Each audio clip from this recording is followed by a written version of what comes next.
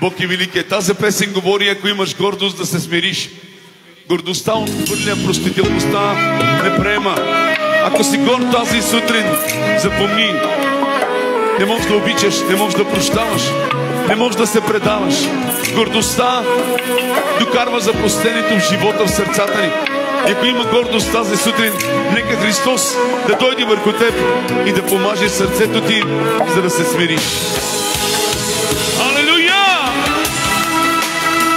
Благослови ни, Татко! Благослови ни тази сутрин!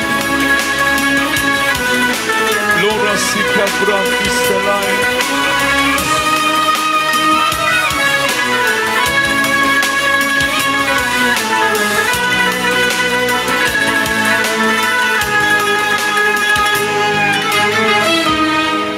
Мерзост е пред Господа всички, които са с горделиво сърце. Сам Исус безсмирен по дух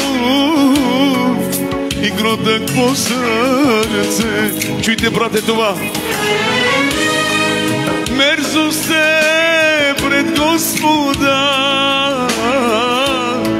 всеки, който е с горделиво сърце. Сам Исус безсмирен по дух и кротък по сърце. Затова Бог показва благост към всеки един смирен човек тази сутрин.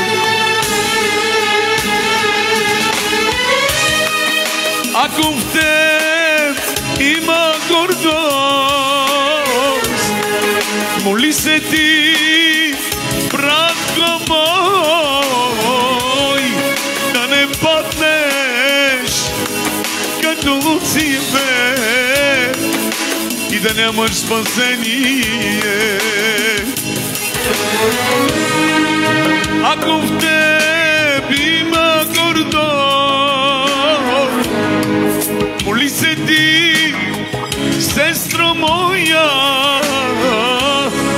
да не падне като Луцифер и да нямаш спасение. На смирените Господ дава благодат, на горделивите се противи. За теб гордост е да не приемаш Бога, да не слушаш Неговото Слово и да обичаш греха си повече от Него. Смиреният човек знае как да служи на Господа и да предаде живота си изцяло на Него.